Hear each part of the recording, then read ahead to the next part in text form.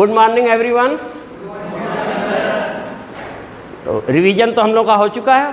Previous classes में जो हम लोग पढ़े थे उतना हम लोग लगा चुके हैं। अब हम लोग अपने ओरिजिनल टॉपिक पे आ जाएं, module 1, that means unit 1, differential equation of higher order.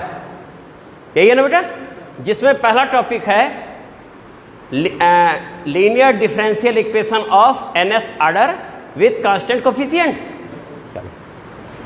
लिखो बेटा सब लोग।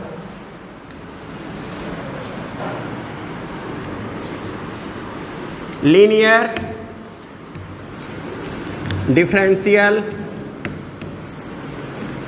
Equation of nth order with constant coefficient, with constant coefficient।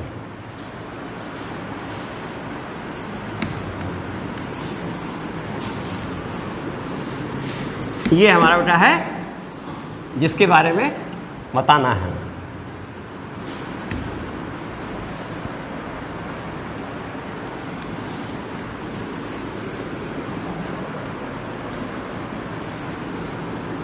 चलो बेटा इसके बारे में लिख लिया जाए। क्या है, लिखो। Differential equation of type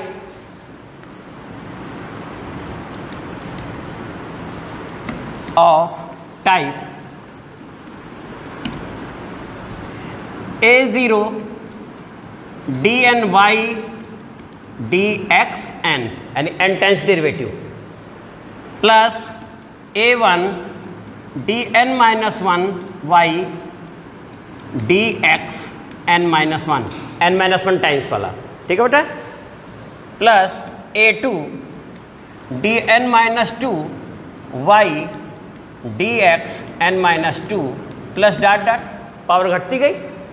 last में नो डिफरेंशिएशन, दैट मीन्स सीधे y, तो लास्ट वाला हुआ plus an y equal to capital X।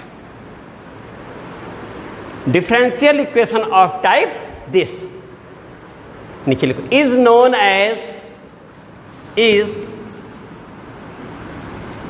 As linear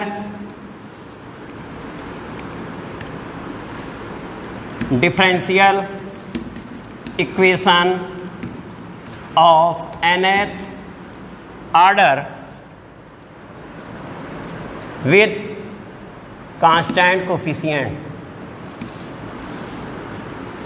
ठीक है, लिख तो दिया गया बेटा।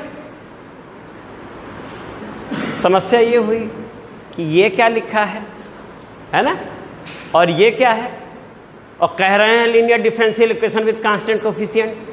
Where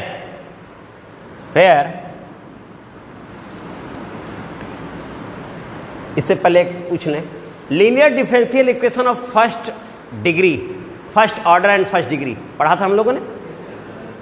first order and first degree, यहां nth ऑर्डर है, फर्स्ट ऑर्डर, क्या उसका टाइप बताओगे बेटा कैसा होता था? हाँ बोलो। Equal to Q, dy by D X, ये था बेटा, वो था dy by D X plus P Y equal to Q. ये linear differential equation of first order था।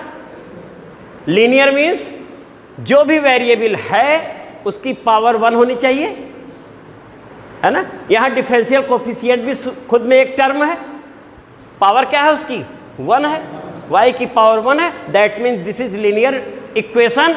लेकिन ये क्या है? डिफरेंशियल कोफिशिएंट है, तो इक्वेशन में अगर डिफरेंशियल कोफिशिएंट आ जाए तो क्या कहलाता है? Differential equation. तो linear differential equation science clear हो गया, पावर 1। यहां भी तुम देख लो, 1 1 1 सब पावर 1 है कि नहीं? तो लीनियर इक्वेशन है, लेकिन डिफरेंशियल कोफिशिएंट में है, तो लीनियर डिफरेंशियल इक्वेशन। अब यहां शब्द लगा है विद कांस्टेंट कोफिशिएंट। यहां इस p और q को क्या बोलते हैं? फंक्शन ऑफ x, बस। हाँ बेटा, where p and q are,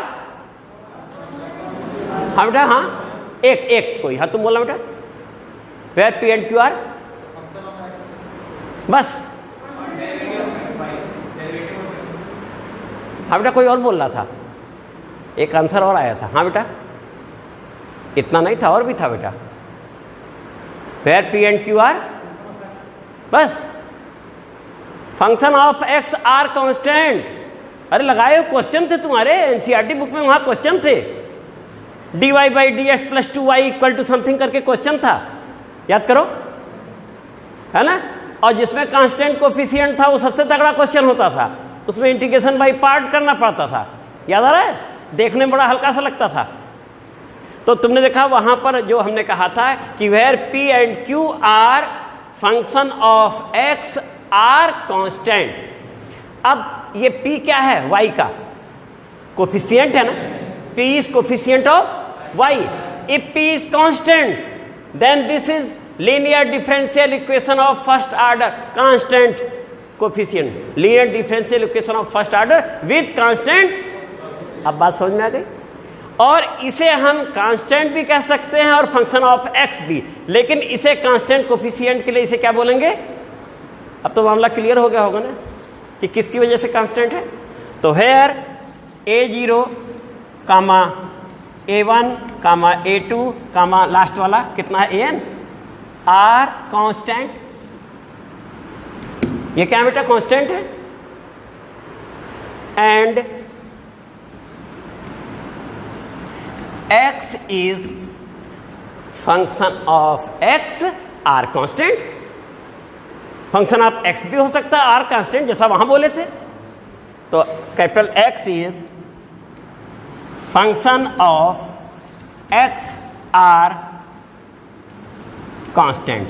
ये बेटा लिखा गया है तो ये ना समझना कि ये ऐसी ही हवा में लिख दिया गया है। अगर उसको इतना सम्मान के साथ ब्लैक बोर्ड पे स्थान दिया गया, ब्लैक बोर्ड तो नहीं बेटा स्मार्ट बोर्ड है उस पर स्थान दिया गया है तो पक्का है कि वो आना है, तभी तो दिया गया है। तो 2 नंबर के ऑब्जेक्टिव क्वेश्चन में कह देता है define linear differential equation of nth order with constant coefficient. हो गया, आंसर हो गया। अब समझा गया बेटा ना, इसीलिए इतना इज्जत के साथ इसको महत्व दिया जा रहा है। अब यहां तक जब ये हो गया इसमें कि ये कांस्टेंट है और ये क्या है, यहां तक हो गया।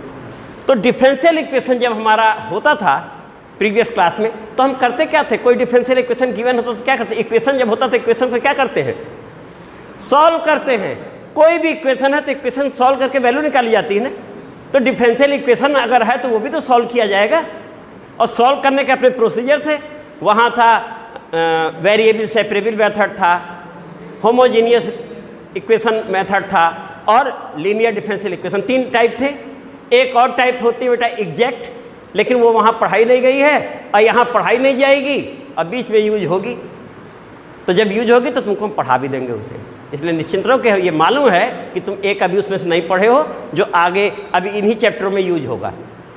बाकी तुम्हें आ रहा है, चर्चा भी हो चुकी है। तो इतना बेटा ये हो गया। अब अगर ये डिफरेंशियल इक्वेशन है तो इसे सॉल्व भी तो करना होगा बेटा, है ना। तो अब नीचे तुम लिखो कि सोल्यूशन ऑफ, या एक मिनट, एक चीज और, it can be also written as, लिखना it can be also written as. हम यहां लिख देते हैं बेटा इस प्लेस पे, ठीक है बेटा। तुम लोग वहां करो, हम यहां इतना मिटा के लिख दे रहे हैं। नीचे लिखना it can be also written as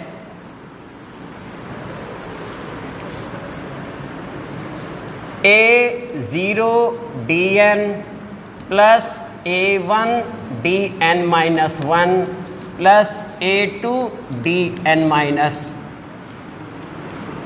dn minus 2 plus dot dot last में क्या था बेटा, प्लस an। और सब में यहाँ y था ना, तो यहाँ भी तो y होगा, यहाँ भी y, उस सारे y को एक साथ यहाँ लिख दिया और इक्वल टू कितना बोल दिया बेटा, कैपिटल लिख दिए। तो प्रश्न उठा, ये d लिख दिए, ये क्या है, d क्या है, तो उसके बारे में फिर उसको लिखना बेटा। फिर d मीन्स, या dy मीन्स बोल देते हैं, dy means dy dx, that means d is d dx। d operator है कितना, d dx, तो dy बोलेंगे तो dy बाई dx। और d2 भी बोल देते हैं, d2y means d2y dx square, और लास्ट में सबसे अंत वाले को बोल देते हैं। ठीक बेटा, तो अब कौन सा बचा अंत में? D N Y, that means N times derivative Y का। क्यों बेटा, हो गया?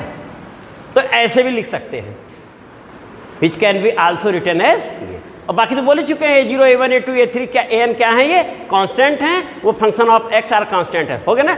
Linear differential equation with constant coefficient. Linear क्यों? ईच टर्म पावर क्या है? 1 है। Differential coefficient highest n times का, इसलिए ऑर्डर n है। डिग्री 1 ऑर्डर n है ना? होगा बेटा clear?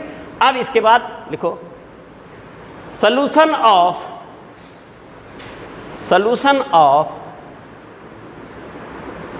Above differential equation, above हो जाएगा ना? Solution of above differential equation consist 2 parts, that is, तो सॉल्यूशन यानी कंप्लीट सॉल्यूशन मतलब हुआ, दैट इज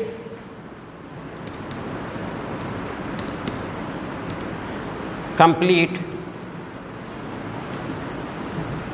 सॉल्यूशन। यहां जगह नहीं है, यहां लिख देते हैं इक्वल टू कंप्लीमेंट्री फंक्शन। पहला नाम क्या बेटा? Complementary function. Complementary function plus particular integral. Second का क्या नाम बेटा? Particular integral. इसी को शॉर्ट में बेटा ये भी लिख सकते हैं, equal to CF, that means complementary function. आगे चल के यही लिखेंगे, पूरा नाम इसलिए हमने कह दिया, नहीं तो बाद में पता चला तमाम पूछो क्या बेटा सर CF निकालना बाकी है, तो पूछे CF है का? सर मालूम नहीं, CF है। तो CF क्या है बेटा? कंप्लीमेंट्री फंक्शन है, और वो पार्टिकुलर इंटीग्रल। होगा बेटा सही? अब ये तो हुआ कि ये 2 हिस्से इसमें आ रहे हैं और ये इसका सलूशन है। तो ये सलूशन है तो ये होगा कैसे? और 2 है तो क्यों है? हम लोग तो वहाँ लगाए थे, सिखाया गया था, उसको हम लोग पढ़े थे। तो हम कहाँ पढ़े थे? कहीं वहाँ तो ऐसा नहीं दिख रहा था। हम कह लाओ देखते हैं, दिख रहा था कि नहीं दिखता है, देखा जाए बेटा ना। तो अब आगे इसको मिटा रहे हैं, हम ये लेने जा रहे हैं कि जो हम लोग पढ़े हैं क्या वो वही था? अगर वो था तो कब मिलेगा? सर्टिफिकेशन तो वही देगा जो हमें आ रहा है। तो आगे हम लोग लेने जा रहे हैं, लेट, ये बेटा हटा दे। अब ऐसा करना, इसको पूरा एक बार हटा देते, जगह पूरी बना ली जाए, हेडिंग है सब, है ना? लेट, हम बोलना अभी बोले तुम लोग डिफरेंशियल इक्वेशन कितना था वो? dy dx plus py equal to q, यही था बेटा हमारा जो हम लोग पढ़े थे। चलो इसको नंबर 1 बोल दिए, ये हम लोग का पढ़ा हुआ है। चल तो वही रहा है, सलूशन की बात हो रही है, इसके माध्यम से उसका सलूशन बताएंगे हम लोग। ये है। अब इसका सलूशन बेटा होता कैसे था, क्या करते थे याद? 1 मिनट, हाँ बोलो बेटा, तुम बोलो। इंटीग्रेटिंग फैक्टर का मतलब क्या हुआ?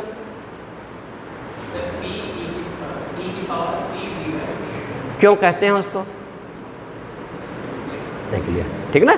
क्योंकि वहां जितना तुम्हें बताएगा उतना तुम लोग सही जवाब दे रहे हो, इसलिए बेहिचक निश्चिंत रहो, रटे हुए से काम नहीं चलना है। एक तो ये हुआ कि यहीं अभी हम चाहते अभी शुरू कर देते, चैप्टर खत्म हो गया होता अभी बेटा, लेकिन टेक्नोलॉजी के स्टूडेंट तुम हो, तुम्हें आगे जो है टेक्नोलॉजी में विकास करना है, तुम्हारी सोच भी विकसित होनी है। तो जब मैथमेटिक्स ही बिना सोच की हो जाएगी तो कौन सी सोच टेक्नोलॉजी की रह जाएगी बेटा?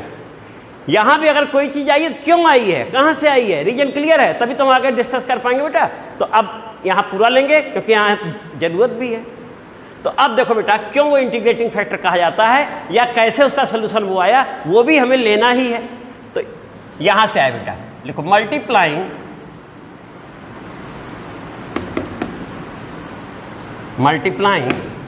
Both sides of 1 by e power integral p dx अपने मन से कर रहे हैं, जैसे सपोजिशन करते हैं, ये अपने मन से हमने इसका प्रोडक्ट कर दिया। कोई पूछे क्यों किया, हम कर रहे हैं, हमारा मन है, प्रोडक्ट हम कर रहे हैं, आगे जो समस्या आएगी जब देखा जाएगा। तो multiplying both side of 1 by this. अब ये मल्टीप्लाई, जब दो चीजें आपस में मल्टीप्लाई होती हैं तो दोनों एक दूसरे के क्या कहलाते हैं? फैक्टर कहलाते हैं ना, होते हैं फैक्टर। तो ये फैक्टर भी तो हो गया, अगर मल्टीप्लाई हो रहा तो यहां पर वो फैक्टर भी हुआ कि नहीं हुआ? तो ठीक है। और फैक्टर के बाद हम इंटीग्रेट करेंगे, इंटीग्रेशन बड़े आराम से हो जाएगा, जो कि अभी देखा भी जाएगा। इसी वजह से इसका नाम क्या हो गया?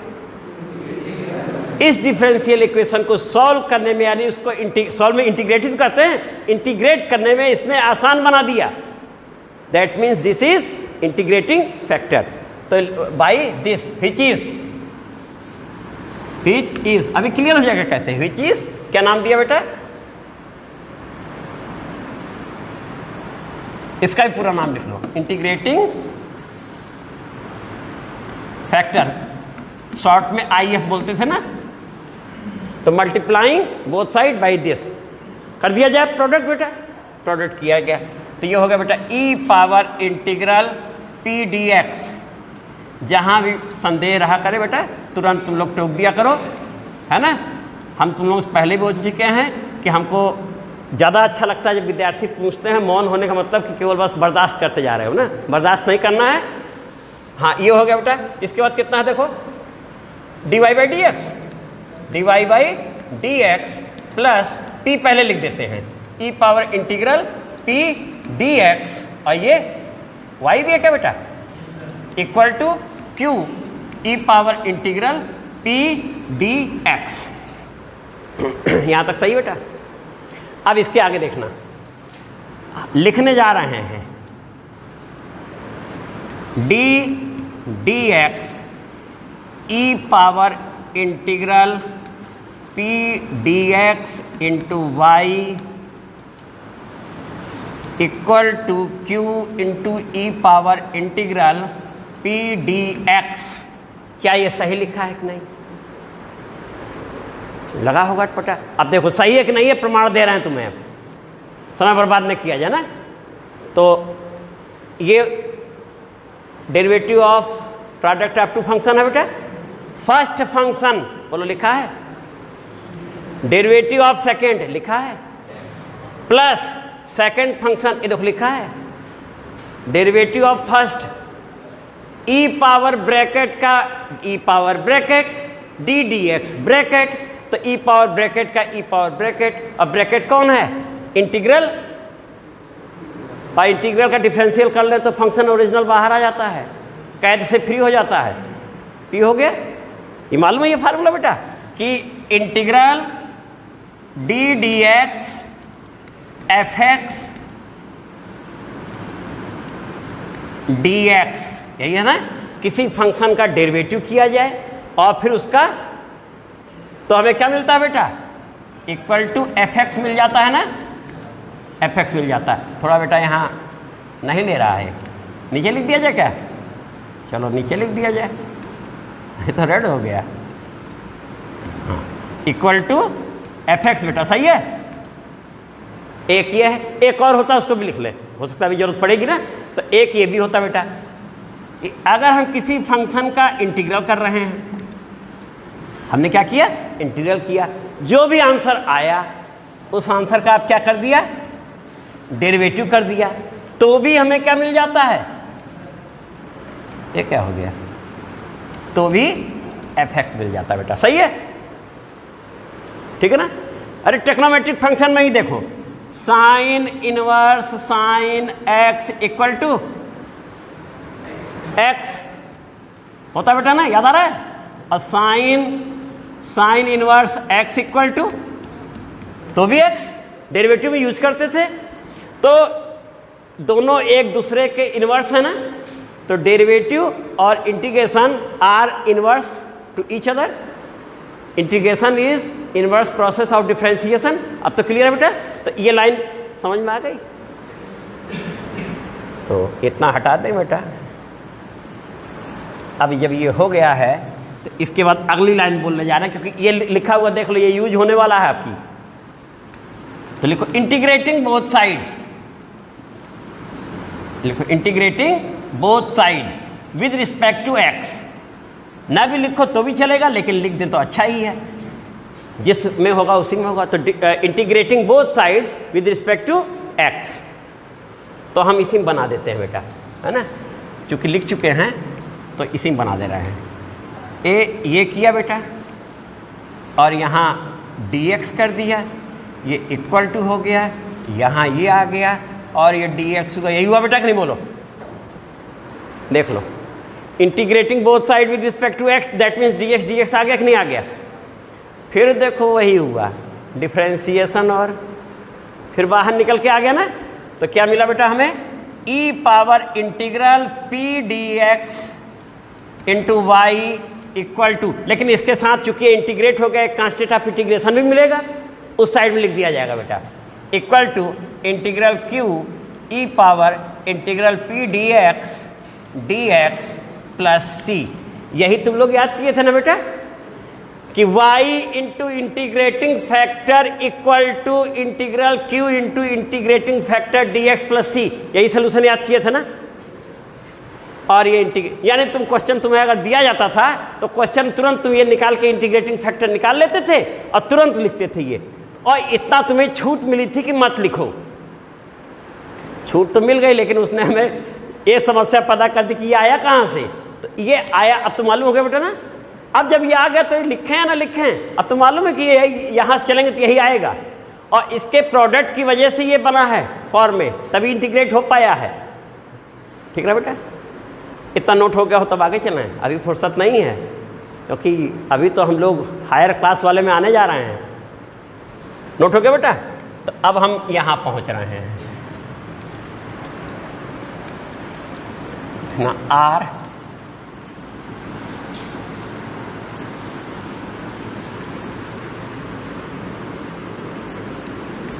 इसमें असल बेटा करेंगे तो पूरा गायब हो जाएगा, इसलिए इतने से ही काम चलाना है हम लोगों को। हाँ देखो बेटा, y इक्वल टू जैसे ही लिखेंगे तो ये उधर जाएगा, तो क्या पावर बन जाएगी इसकी, e पावर x। अगर राइट हैंड साइड में जाएगा तो क्या बन के जाएगा, माइनस x, तो माइनस हो जाएगा ना। तो लिखते हैं r y equal to e power minus integral p dx। बेटा सही है, देख लो।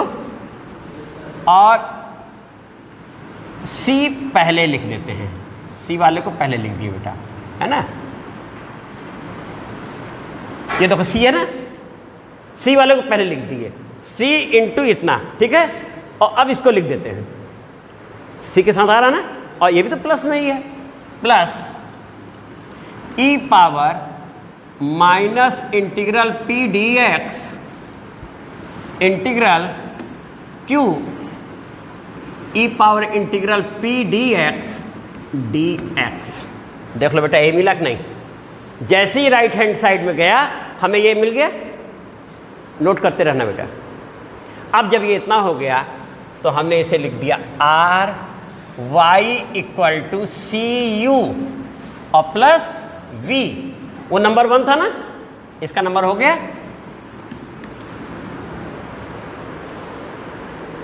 सी U plus, which is solution of differential equation 1। ये किसका सोल्यूशन है तो वही तो है, सोल्यूशन यही तो है, यही वाई। याद होगा बुक में y इक्वल टू लिखा रहता तो कर देते थे, तो वही तो किए हैं, और तो कुछ नहीं किए ना बेटा। अरे y इक्वल टू लिख दिया, खाली नाम बदल दिया, सोल्यूशन यही आता था, विच is solution of differential equation. लेकिन यहाँ पर तो 2 हिस्से फिर बन गए, देखो। एक हिस्से में क्या है, c है, और एक में, और u किसे कह रहे हैं, ये भी क्लियर है। नहीं, u किसे कह रहे हैं, इसे जो सामने है, और v कौन है, तो वेयर लिख लो चाहे, where u equal to where which is solution of differential equation 1, where u equal to e power minus integral p dx को हमने u कहा है, और v किसको कहा है, e power minus integral p dx integral q e power integral p dx को कहा है। ओके, यहाँ तक हो गया, ठीक बेटा।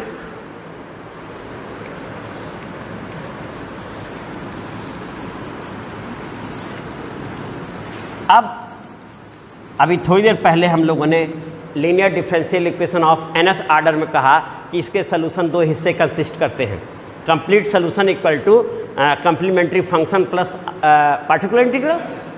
यहाँ भी तुम देखो दो हिस्सा आ रहा है, इस हिस्से का नाम कंप्लीमेंट्री फंक्शन होगा अभी कहा है, और ये क्या है, पार्टिकुलर। तो ये हुआ, ये सॉल्व कैसे हुआ है, ये तो उल्टा दिखा दिया आपने। अब हमारा सवाल तो यहाँ से हमको लेके चलना है उल्टा, ऐसे तो लगाएंगे नहीं जैसे आपने लगाया है। तो अब देखते हैं क्या ये आंसर इस डिफरेंशियल इक्वेशन का है, और अगर है तो कब है। तो लिखते हैं फ्रॉम टू, लिखो बेटा फ्रॉम टू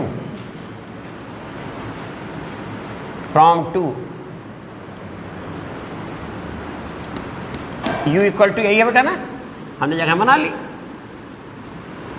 इसका नंबर कितना डाल दिया, 3। फ्रॉम टू यही है ना, u इतना ही है बेटा ना, differentiating with respect to x, differentiating with respect to x। तो ये क्या बन गया बेटा, dy dx इक्वल टू, चलो बेटा बोलना, e पावर डायरेक्ट हो गया, तो e power minus integral p dx तो बन गया, और फिर माइनस आ गया, माइनस p आ जाएगा, क्योंकि इंटीग्रेशन और डिफरेंशिएशन न्यूट्रलाइज हो जाएंगे। इतना हो गया बेटा, चलो ये हो गया। अब इसके बाद देखो दिस इज इक्वल टू, ये कितना है,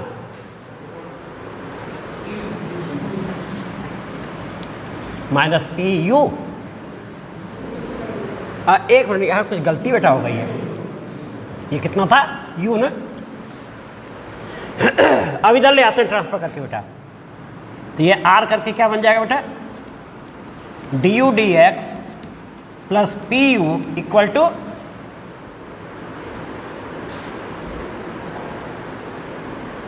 ठीक है बेटा, ये बन रहा ना।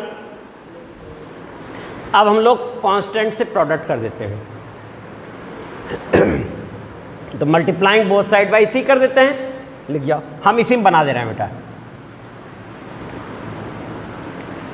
कांस्टेंट अंदर आराम से जा सकता है कि नहीं बेटा, क्योंकि वो कॉमन होकर अगर बाहर आ सकता है तो अंदर जा भी सकता है, सी बाहर भी लिख सकते हैं अंदर भी, और साथ में इसको भी कर देते हैं हम लोग, पी सी यू। क्यों बेटा, ये बनाना, देखो u था, c का प्रोडक्ट कर दिया, बिल्कुल सही लिखा है, समझ आ रहा सबको बेटा ना, c अंदर का लिए ये है, और इतना नोट हो गया, नीचे लिखो 10 y equal to C U is solution of differential equation dy by dx plus P Y equal to 0।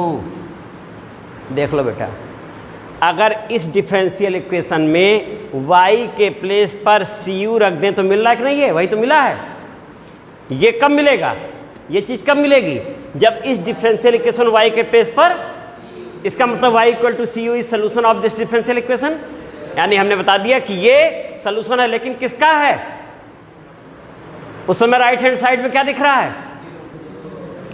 अब दोबारा कभी समस्या नहीं होगी, वहां हम अगर 0 लेते तो तुम कहते सर कैसे आपने 0 लिया, रीजन जान गए कि उस पार्ट को हल करने के लिए राइट हैंड साइड में 0 आया ही है।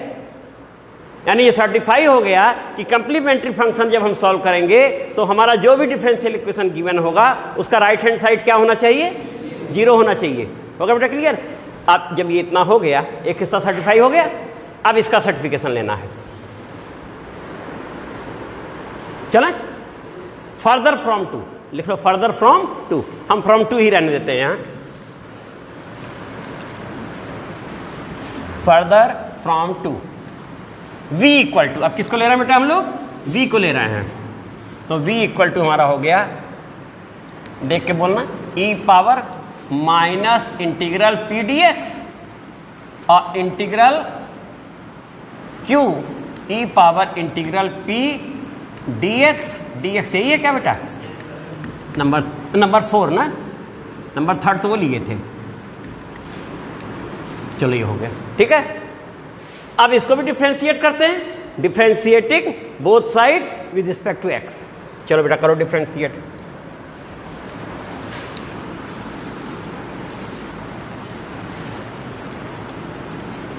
D V over D X, क्या बेटा, D V over D X is equal to, पहले first function E power minus integral P D X differential, अभी लिखे थे यहाँ ना, ये बाहर आ गया, देखने में भयानक लग रहा था, है ना, क्या हो गया, Q into E power integral P D X बचा कि नहीं बेटा, बोलो, अभी लिखे थे, यहीं पे लिखे थे, याद होगा, इंटीग्रेशन डी डी एक्स करते ही ओरिजिनल फंक्शन बाहर आ गया, आ गई, और देखने में भयानक लग रहा था।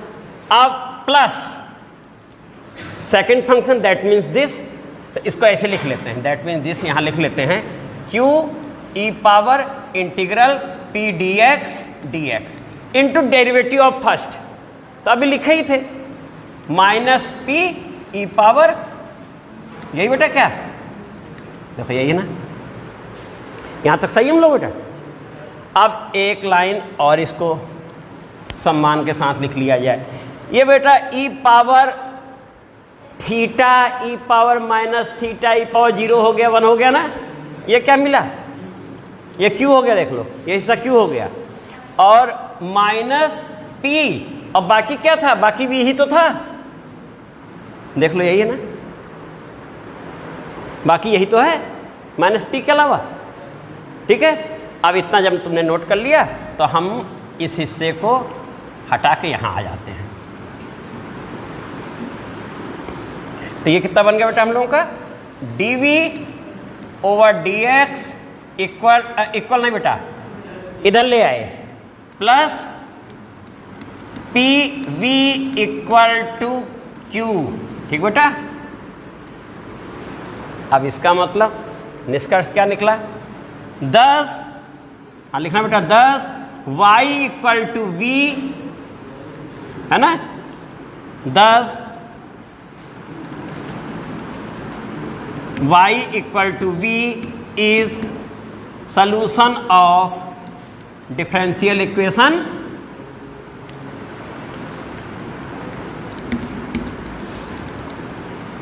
dy by D X plus P Y equal to Q, यानी जो हम लेके चले थे उसका वो है, लेकिन पहला हिस्सा अगर निकालना है तो ये क्या है, 0 है, सर्टिफाई हो गया ना कि ये हिस्सा भी सलूशन का है और ये हिस्सा भी सलूशन का है, यानी आपने बिल्कुल सही बताया, सही तो है ही, निकाले हैं, कहाँ गलत है, लेकिन हम सर्टिफाई कर रहे थे कि हाँ, लेकिन अगर हम उल्टा चले होते तो ये 0 लेने पे आएगा और ये पूरा इक्वेशन लेने से आएगा। तो अब लिखो, from above we get, from above यानी जो भी अभी हम सर्टिफाई किए हैं, we get complete solution of differential equation 1, आपकी 1 है ना बेटा, ये complete solution of differential equation 1 is equal to complementary function plus particular integral that is y equal to C U plus V, ठीक है बेटा ना, एक ही हो गया, नीचे लिखो, for finding complementary function, for finding complementary function taking 0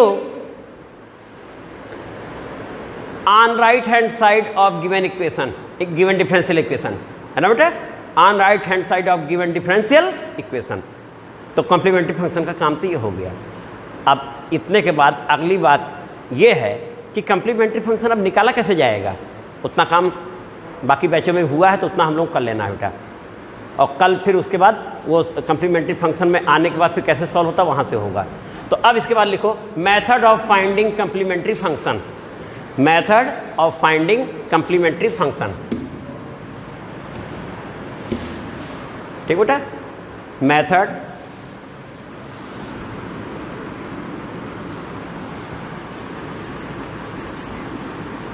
method of finding complementary function. आपकी शॉर्ट में लिख देते हैं बेटा, है ना, आपकी शॉर्ट में इस पे आ गए बेटा, ठीक है। अब इसमें हम लोग करेंगे क्या, सबसे पहले हम लोग यहाँ जो कोर्स हमारा है वो nth ऑर्डर डिफरेंशियल इक्वेशन है, तो लिखो linear differential equation of nth order with constant coefficient, है ना, लीनियर। अब हमने यहाँ बोल दिया, यहाँ डायरेक्ट लिख रहे हैं, वो कितना होता है बेटा, a0 dny dxn, यही लिए थे बेटा ना, स्टार्टिंग जो डेफिनेशन बोले थे, a1 dn minus 1y n minus 1y dx n minus 1 बेटा, और प्लस डॉट डॉट लास्ट वाला plus an y equal to x, यही था क्या बेटा हमारा, जहाँ a0 a1 a2 an तो हमारे क्या थे, कांस्टेंट थे, x इज फंक्शन ऑफ, ठीक है ना। अब इतना जब हमने लिख लिया कि लीनियर डिफरेंशियल इक्वेशन है, इसका नंबर कितना बेटा कह दिया, नंबर 1, और निकालने क्या जा रहे हैं, तो लिखो फॉर कंप्लीमेंट्री फंक्शन, अब नीचे लिखना for complementary function we take, तुम लोग लिखना, हम वहीं गायब कर दे रहे हैं, वी टेक क्या लिया बेटा हम लोगों ने, दिस इक्वल टू, याद आ गया ना, कंप्लीमेंट्री फंक्शन फाइंड करने के लिए क्या करते हैं बेटा, 0। अब इसके बाद अगली चीज क्वेश्चन लगाने में बहुत इजी होगा बेटा, लेकिन जब सर्टिफिकेशन हो जाए तब इजी होगा। अब ये हो गया, अब जो भी ये है हमारा, इसे हम r करके ये भी लिख सकते थे बेटा, a0 dn plus a1 dn minus 1 plus dot dot plus an y equal to 0 भी बोल सकते थे। नंबर इसको बोल देते हैं 2 है, नंबर 1 तो मेन हमारा डिफरेंशियल इक्वेशन था ना, नंबर क्या था, मेन डिफरेंशियल इक्वेशन, और डिफरेंशियल इक्वेशन होता तो उसका सोल्यूशन आता ही है, सपोजिशन में ले लेते हैं, let one solution of differential equation, कौन सा बेटा, 2 ना, 2 इज, ये जो नंबर 2 है इसका वन सोल्यूशन हम लोगों ने सपोज कर लिया कि y equal to c e power mx, आता भी है इसी टाइप में, लेकिन सपोजिशन हमने कर लिया, हो गया। अब अगर y इतना है बेटा, तो यहां तो ये nth ऑर्डर है ना, that is dy dx equal to कितना होगा बेटा, c m e power mx होगा बेटा कि नहीं। अब फिर d2 की बात करें तो कितना हो जाएगा बेटा, सी एम स्क्वायर ई पावर mx, और लास्ट में लिख देते हैं डी एन टाइम्स, क्यों बेटा, तो सी एम की पावर कितनी हो जाएगी, एन हो जाएगी, ये तो तुम लोग nth ऑर्डर डेरिवेटिव पढ़े ही थे फर्स्ट सेमेस्टर में, एन ई पावर mx, सही लिखे बेटा। तो let one solution of differential equation 2 is this, अगर ये इतना है तो इसका मतलब ये लोग इतना होंगे, ठीक है ना, ये तो समझ आया। पुटिंग दीज वैल्यूज इन 2, ये वैल्यू कहां रखने जा रहे हैं बेटा हम लोग, 2 में, putting these values in 2 means यही है, रख देते हैं। जैसे ही रखेंगे बेटा तो ये क्या बनेगा, a0 है ना, C M power N E power mx, सही लिखे बेटा, देखो देखो ये, और plus a1 C M power N minus 1 E power mx plus dot dot last में a n, कितना था, y था उसके साथ बेटा, y कितना है, c e power mx equal to कितना बेटा, देख लो सही बेटा, ठीक है ना, कितना कॉमन हो रहा है देखो जरा, c ई पावर, तो हम यहां जगह बना लेते हैं बेटा, इस प्लेस पे लिख देते हैं, ठीक है ना, इस प्लेस पे आ गए। और कॉमन लिख लेते हैं।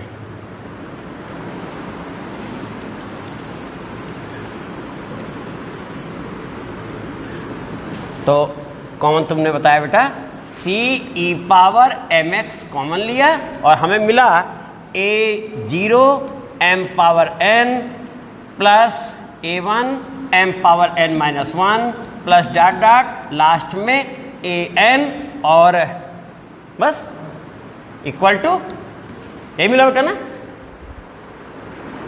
अब इसका प्रोडक्ट जीरो है, लेकिन ये तो जीरो नहीं है, ये तो हमारा y सॉल्यूशन था, तो कौन जीरो है? तो 10, तुम लोग 10 नीचे लिखो, हम यही धीरे से गायब कर देते हैं। लो हमारा काम तो इतने में ही चल गया। 10 दिस इक्वल टू जीरो बेटा, क्लियर हो गया कैसे है? 10 दिस इक्वल टू जीरो। अब ये जो सामने लिखा हुआ है ये बेटा क्या लिखा है?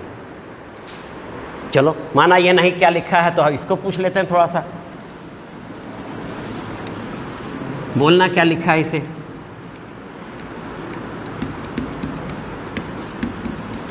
ये क्या लिखा है बेटा?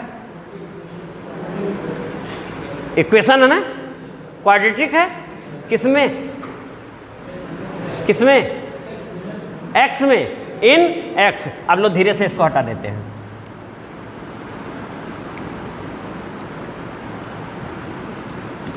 अब बोलो क्या है? किसमें? तो वो कहा है, हो गया ना क्लियर? ये भी इक्वेशन है nth डिग्री इक्वेशन। ये अगर सेकंड डिग्री इक्वेशन है तो ये nth degree equation in m। ये कौन सा इक्वेशन कहलाता है? अलजेब्रिक या पॉलिनोमियल, तो उसको भी कह सकते हैं। तो लिखो विच इज, लिख जाओ बेटा, विच इज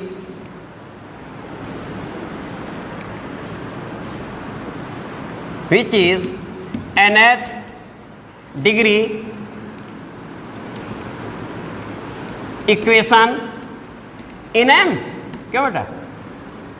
और अगर nth डिग्री है तो इसके कितने रूट होंगे? अच्छा एक चीज और, nth डिग्री इक्वेशन और इक्वेशन के ब्रैकेट में एक साथ और लिख लो, नहीं कुछ लोग बोलते हैं तो लगता है ये क्या बोल गए। अलजेब्रिक आर पॉलिनोमियल, लो इक्वेशन अलजेब्रिक आर पॉलिनोमियल, दोनों में से कोई भी चलेगा, और इक्वेशन बोल दें तो चल ही रहा है। तो डिग्री इक्वेशन इन किसमें था बेटा? m। does इक्वेशन हैव, लिखो does इक्वेशन हैव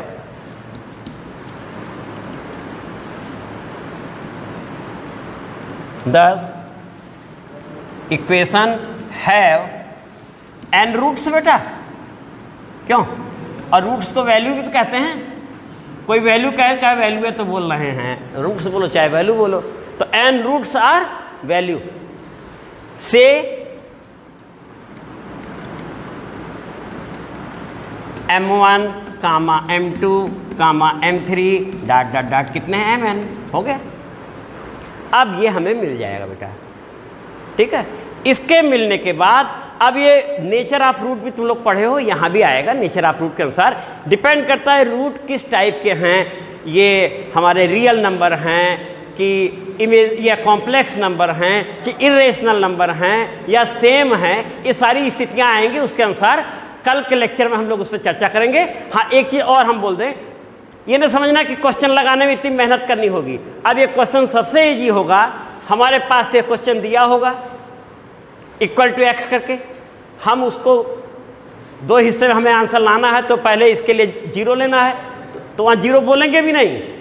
हमारा लिखा हुआ है देखो ऐसे है, हमारा क्वेश्चन यही था नंबर 1। और नंबर 1, हाँ एक चीज और यहाँ पर यार पहले होता उसे बोले above equation is known as auxiliary equation. इसका नाम भी तो होता है ना, लिख लो एबो यानी कौन सा नंबर, कुछ नंबर डाल देना बेटा इसका। Above equation is known as auxiliary AUXILIARY equation. तो अब हम यहाँ क्वेश्चन लगाने के हिसाब से अभी उसका नाम बोल देंगे तो कोई दिक्कत नहीं होगी। अब देखो उसके हिसाब से आए, बहुत क्रम में लिखा हुआ है। पहले हमारे पास क्वेश्चन ये होगा, फिर हम उसे फॉर कंप्लीमेंट्री फंक्शन हम ये बोल देंगे, है ना। और फिर बोलेंगे ऑक्सिलरी इक्वेशन, यहाँ हम जगह तो नहीं मिल रही है, यहाँ लिख देते हैं ऑक्सिलरी इक्वेशन फॉर 1, किसके लिए, कैसे होता है, जहां जहां डी लिखा है देख रहे हो उसके प्लेस पे क्या लिखा है, अरे धीरे से हटा दो, सवाल लगाने में ये आएगा, ये लिखेंगे, एम लिख के ऑक्सिलरी इक्वेशन हो गया, फैक्टर करेंगे, रूट आ जाएगा और फिर क्वेश्चन सॉल्व हो जाएगा, बहुत इजी होगा। तो बेटा कल हम लोग लगाया जाएगा, और तुम लोगों का अब लंच का भी समय हो गया, भूख लग गई होगी। थैंक यू बेटा।